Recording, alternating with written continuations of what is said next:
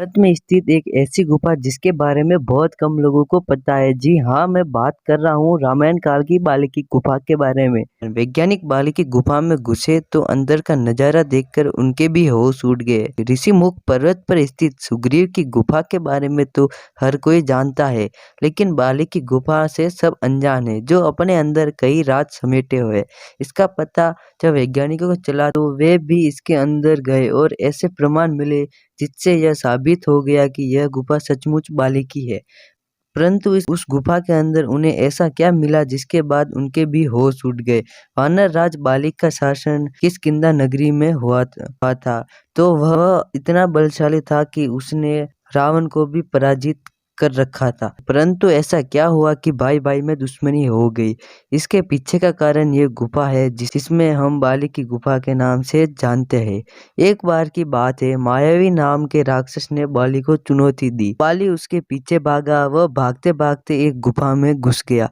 बाली ने गुफा के द्वार पर सुग्रीव को खड़ा किया और उस राक्षस का वध करने के लिए उस गुफा में चला गया। तकरीबन 1 साल का वक्त बीत चुका था और बाली उस गुफा के अंदर से ही नहीं लौटा था। सुग्रीव को बहुत चिंता हुई। देखा कि गुफा के अंदर से खून बाहर आ रहा है, तो उसे लगा कि बाली की युद्ध में मृत्यु हो गई। तो उसने बहुत बड़ा पत्थर लिया और उस गुफा के मुख पर लगा दिया। दरअसल वो गुफा इतनी लंबी थी कि राक्षस को ढूंढने में 1 साल लग गया और 1 साल बाद उसने राक्षस का वध कर लिया। परंतु वो गुफा के द्वार पर पहुंचा तो उसने बड़े पत्थर को देखकर हैरानी हुई। उस मन ही मन देखा कि सुग्रीव मेरा शासन हड़पना चाहता है। उसने जैसे तैसे पत्थर को हटाया और वापस अपनी किष्किंधा नगरी पहुंचा।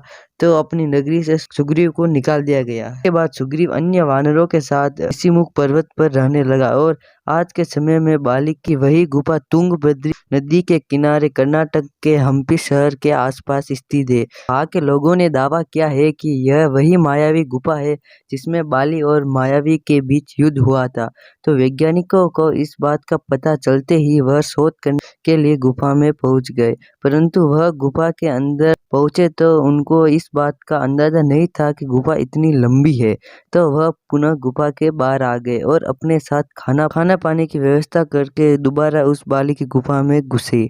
और वह गुफा बहुत लंबी थी। जो वह धीरे धीरे अंदर जा रहे थे, उन्हें सिर्फ ऐसा प्रमाण चाहिए था कि यह सिद्ध हो चुका कि यह गुफा बाली की है। वह 2-3 दिन तक उसी गुफा में विचरण और शोध करते रहे और उन्हें अंदर से एक विशाल काय नाखून प्राप्त हुआ। वह सभी हैरान थे कि वह नाखून किस प्रजाति का है जिसे शोध करने के लिए भेजा गया। उस गुफा के अंत में एक अलग की भाषा में कुछ लिखा था जो किसी के समझ में नहीं आ रहा था। परंतु वैज्ञानिकों ने उन पर शोध किया तो पता चला कि वह 5 से 6 हजार साल पुरानी है।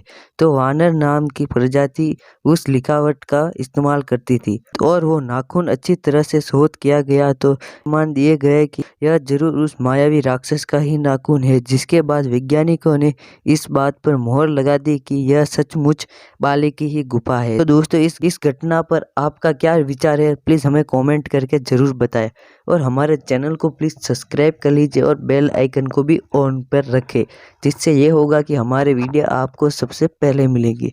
तब तक के लिए जय हिंद, जय भारत।